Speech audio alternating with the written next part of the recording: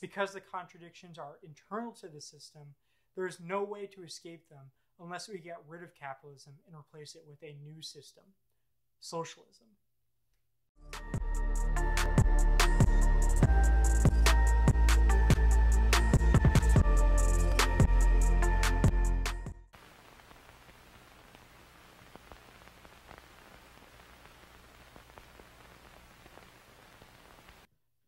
Hello everyone. In this video, we're going to introduce the fundamentals of Marxian economics. Now, I'm sure as many of you know, anytime Marxism is brought up in relation to anything, it's always quite contentious or controversial. The term Marxism invokes a whole range of feelings, emotions, and responses by many different people. To some, Marxism means something like authoritarianism. To others, Marxism means something like utopian fantasy, and for many others, Marxism likely means very little due to its neglect in American society. Now, clearly, Marxism means many different things to many different people. But when we're talking about the study of economics, Marxism is the study of capitalism, or it is referring to the tradition of science that is dedicated to studying capitalism. So what we're going to do in this video is we're going to introduce some core concepts to show you how Marxism approaches the study of capitalism.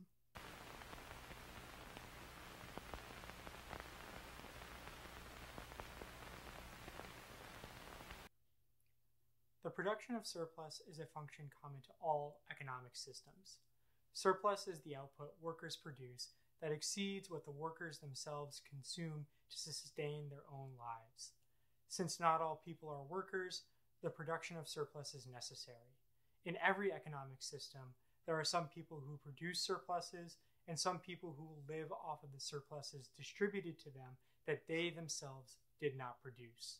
So, for example, under chattel slavery, everything the slave produces is owned by the master and is divided into two portions. One portion for the slave, the other is for the master. Thus, under chattel slavery, the slave produces the surplus while the master lives off of the slave's surplus. In studying capitalism, then, the task for Marxism is to discover how surplus is both produced and distributed under capitalism.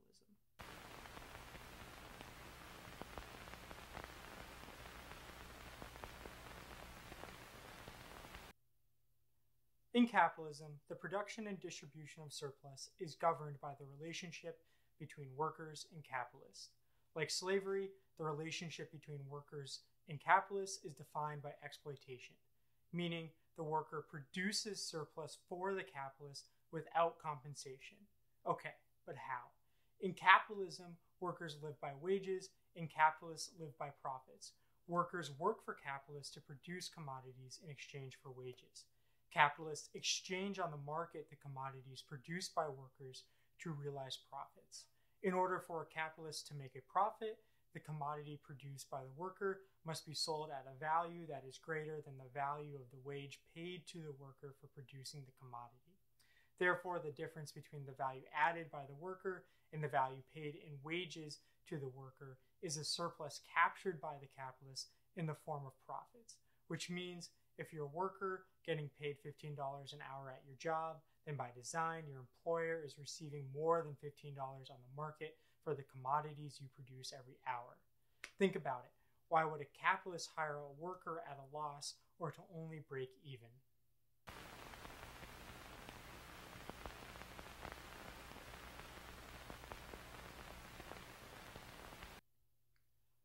What follows from this analysis of surplus and exploitation under capitalism is a realization that capitalists will always try to make workers produce the most amount of commodities for the least amount of wages, while workers will always try to produce the least amount of commodities for the most amount of wages.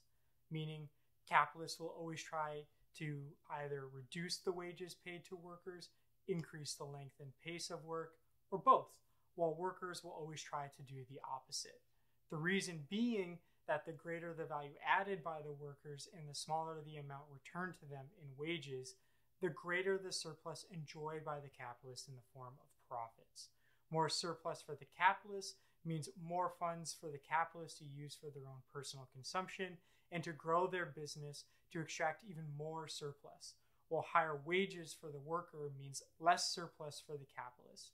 Class struggle is therefore inherent to capitalism. The interest of the capitalist class is the exact opposite of the interest of the working class, and vice versa.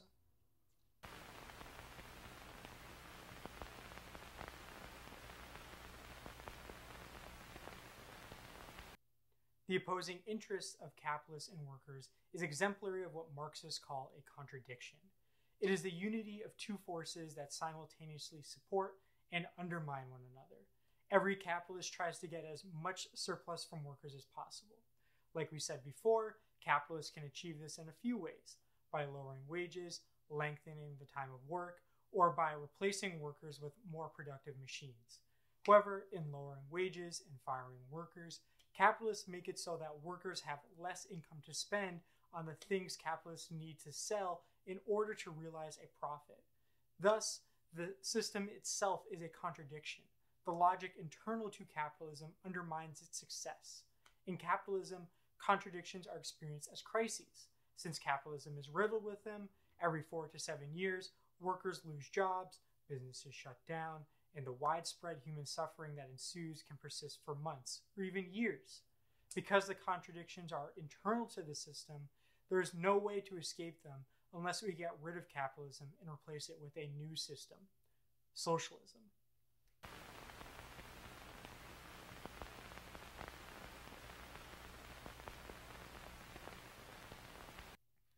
Contrary to what many people think and say, socialism does not mean more government intervention.